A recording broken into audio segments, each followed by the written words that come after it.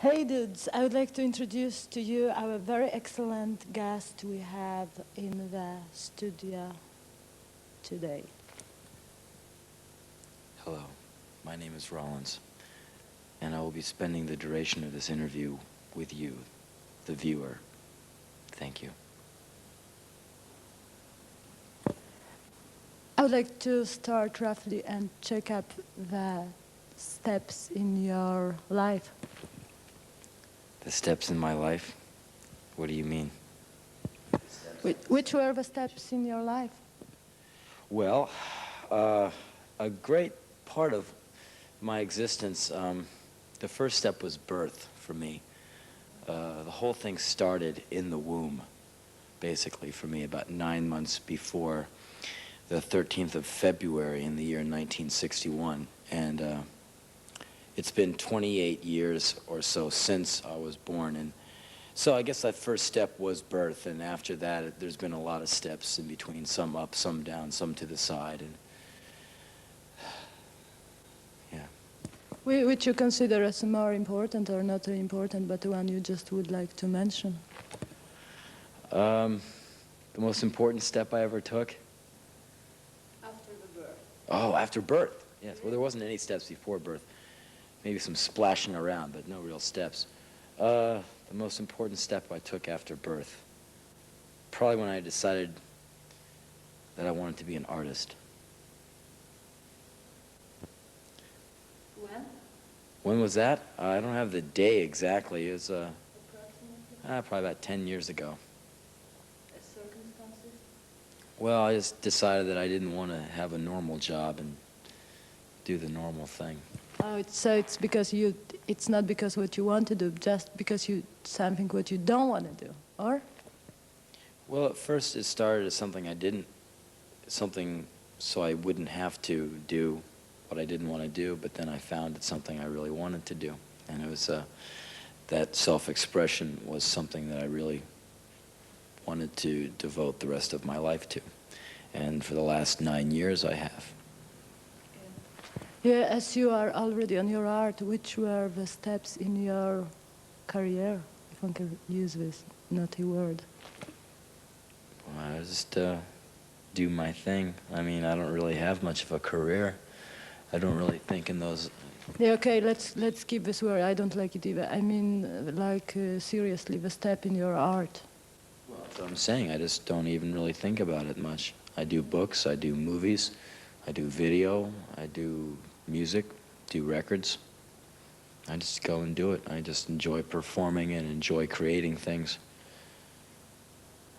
It's to the point now where if I didn't do it, I'd, do something really stupid. Which of those kind of arts you started with? Music. Music. Like playing music or singing or making songs? Yeah, singing music. Being in a band. When did you really start writing, like a serious type of writing? I wrote a lot when I was in high school, when I was a teenager, but I started writing a whole lot when I was around 20 or 21 years old. Any special reasons like this, or? Yeah, it was just a way to get things out, Just a good way to... And I'm very solitary kind of person, so writing is a good place to go to. Yeah. As we are on that solitary side of you, I know you live fast, you live alone, you work a lot. How do you enjoy it? I don't know, I just enjoy it. You do? Oh yeah, sure. Absolutely. If I wanted to do something different than what I'm doing now, I would do it. I don't hang around doing things I don't want to do. Life is too short for that. Don't you think you spend your life a bit alone when you just give yourself to public? Yeah, sure. But I get things from that I can't get from being with a lot of people. Do you always want to do it? What, perform or? Yeah. Yeah. Good luck. I've tried living with people. I've tried living like with a girlfriend, you know. It doesn't work for me. What was the trouble? I don't like domestic situations. I don't like some girl telling me, "Okay, put up some drapes over here," and you know, then I felt like some kind of husband or something, and I really didn't like that. But there is for sure pretty many wild girls who don't like domestic situations either. Yes, I know, and those are the girls I hang out with. The girls I hang out with know me very well. Yeah. They say hello, and then the next day they say goodbye. It would be interesting to interview them too. Bring them with sometimes. No, I don't like. I like to travel light. I don't like taking. Backpack. Just me and my notebooks and my machine guns. That's all I take with me. Yeah. What's your statement about the world now? Because, like, for me, it's very difficult to take ordinary people. They really bring me mad and insane, and you seem so incredible tolerant. How you do it? Well, it's not exactly tolerance. Love? No, definitely not love. No, I don't have any love for people. A long time ago, people could inspire me to love and hate, but they no longer can do that for me. And it's not a matter for me of becoming more tolerant. I'm just not very interested. A lot of people just don't, I'm not impressed. I'm not interested. And, you know, it's very hard for people to get me angry at this point. It's hard to get mad at the same things every year. I mean, people are, you know, always screwing things up and murdering each other and all that. Well, fine. That's their trip. It's not mine. It's their world. I don't live in that world. I live in my world. So I don't really have a right to be concerned or anything with them, you know. It was different when you were performing together with Black Flag, or at least the layout, attitude out of that group was different. How was it really for you? Well, the attitude in some ways was kind of reactionary to what was around us, like the resentment of authority. You know, I resent the thought of authority as much as a lot of other people, but it wouldn't inspire me to write music about it anymore. I mean, it just wouldn't occur to me to write a song about police or anything like that. What do you write your songs about? Feelings, just more personal type things than looking at the world. You know, it's not my place to write a song about El Salvador. I mean, I've never been there. I can't write a song about how much I hate Ronald Reagan. I don't know him, and I don't really care. He's just another fat jerk. I mean, there's millions of them out there. Blow you away. And I'll tell you one thing I love, and you might take me wrong for this. I love whores. This is one thing I was thinking about when I was sitting down in the darkness over there. Last year I was in Austria with the band, the Rollins band, this band I'm in, Tom Rollins. And we were camped out down by the Hauptbahnhof, local train station in every town. And that's where they usually put all the rock bands. There's all the cheap, sleazy hotels. So we're all ganged up in these little tiny rooms, which are filthy and rancid, and they smell bad. So anyway, I'm out walking around. I got a night off. I'm checking out the sights. I got kicked out of the train station because I sat in there till midnight. And then I'm walking back to the hotel really slow. And now it's nighttime and it's freezing cold. And there's all these incredibly beautiful whores lining the street in front of the Hauptbahnhof. And in America, whores are usually pretty ugly looking. Like you go down like in New Jersey or New York and you see these mean, ugly man women, mud wrestling women. And they're, you know, with like this 40-year-old woman with a beer gut and a mini skirt. Like, she wants to turn my ass on? Fat chance. But in Austria, this one place I was in Vienna, the whores were beautiful. Just these the way I really like to look at women who are lean and muscular and fierce looking. And they all had this uniform on. They must have the same pimp, or maybe they were in a union. Maybe they were a team. Maybe they were on tour also. I don't know, but they all had spandex pants, white lace panties on top, these white knee-high boots, vinyl boots. They look like Gene Simmons from Kiss or something. And these big fur coats and mirror shades. I mean, it's like 12 o'clock midnight. It's this dark outside, and they got these shades on. It was amazing, and they're just standing there lining the street like this.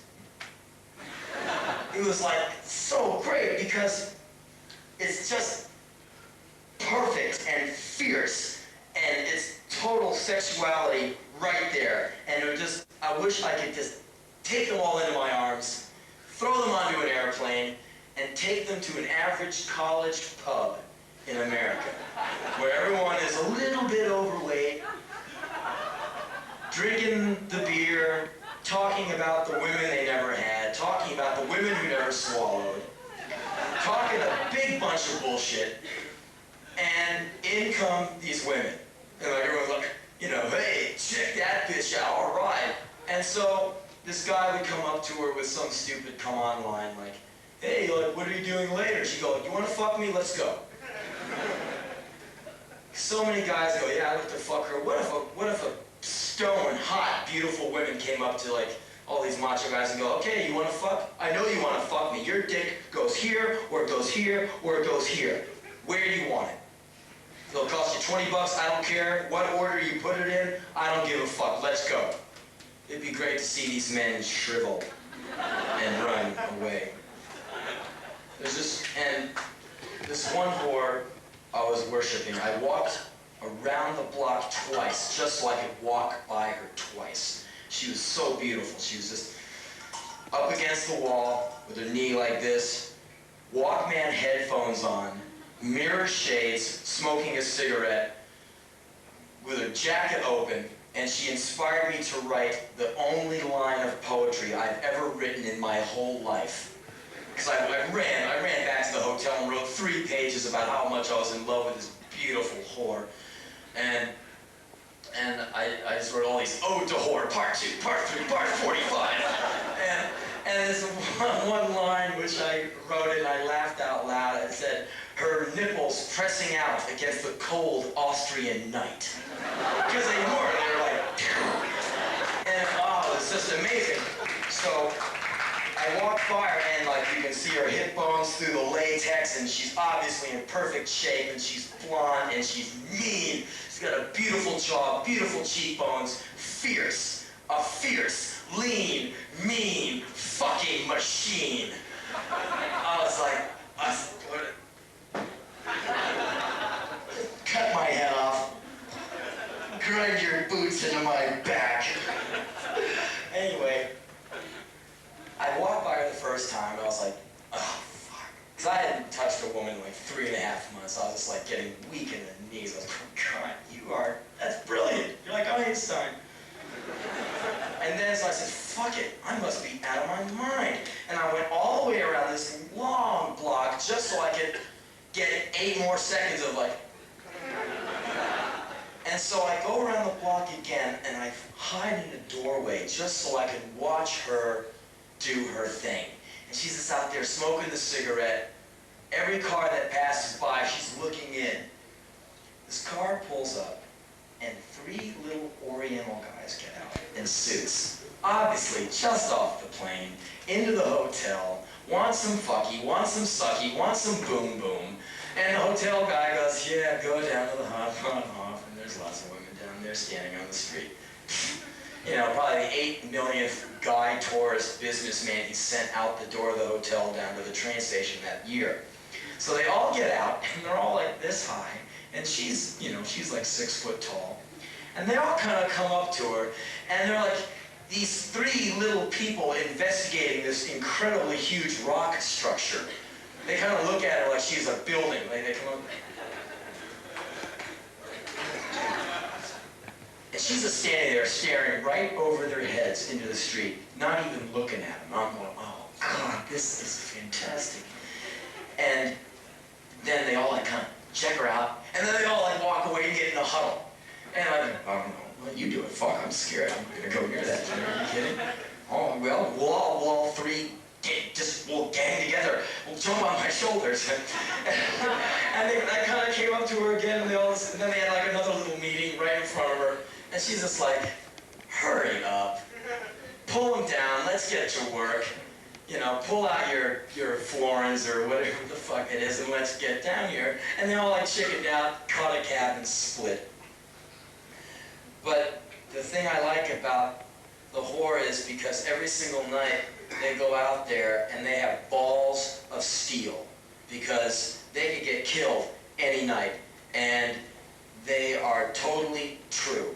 They are totally honest. What is a whore there to do? A whore is there to fuck and suck, and that is it. They don't want to know your name. They just want you to get off so you can get out. And sometimes, ladies, I think you should treat guys more like that. I think it would help them out a bit. How did you come to all this? Yeah. I like tattoos. I like permanent scarification. Doesn't it hurt? Sure, it hurts, yeah. So what? Well, you like pain? I take pain over years of comfort, sure. At least when I'm in pain, I know I'm alive. I'm not saying that I want to go run out and go stick my hand into an oven or something so I can feel the wonderful pain of my hand cooking, but pain isn't so bad. But when did you do all your tattoos, and how? I'm still doing them. Sure. I've been getting tattooed for about 7 years.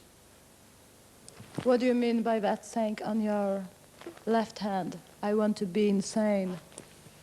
It's Life is pain. Oh. I want to be insane. It's this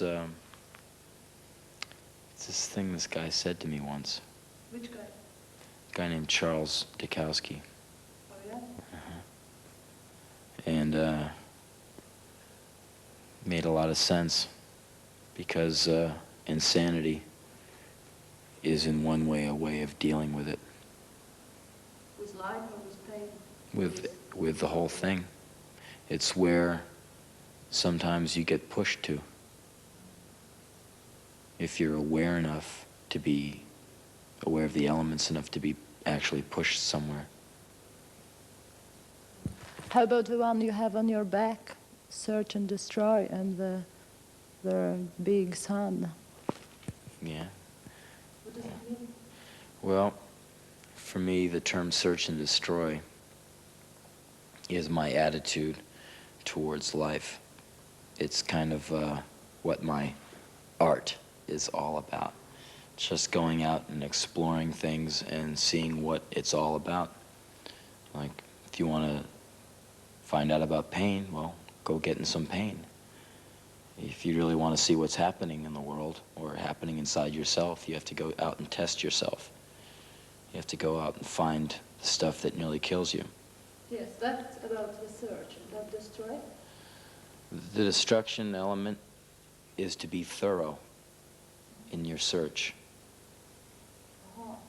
So it's not the final statement. No, in my idea of destruction is a process. Yeah. And the process is heading towards perfection. Yeah. For me, the ultimate icon of the search and destroy ethic is Colonel Walter E. Kurtz in the movie Apocalypse Now. He's the one, in my mind, who took life all the way. In fact, he beat death, and he was sitting at the finish line waiting for death to catch up with him. And they have to send in Willard to kill him. He's just waiting for death. He walked past it, and now he's like waiting for them to come and terminate his command. And that idea of going through life like that really appeals to me. I've never really met anyone it really appealed to. So I guess I'm just You are the one. Little solo, going for a little solo mission on that idea, yeah. A lot of people see it as very negative. Oh, you're very negative. Yeah, sure, well. Well, we all have to die, so to find a good way. Get positive, I guess. How about the snake you have on one of your legs? Yeah, it's a snake. I like snakes. Their eyes never close. The eyes? Their eyes never close. No? They don't sleep? They sleep. With open eyes? Mm-hmm. And the rose? Poison? Well, it's a live rose and a dead rose mixed around each other. And it's just the idea of that life searches out death. And the search for true life is in some ways like a death trip. And the desire for life is poison. It leads you to poison. What will be your next tattoo? Don't know. Maybe I'll get a portrait of you tattooed on my forehead. On the forehead would be a mistake.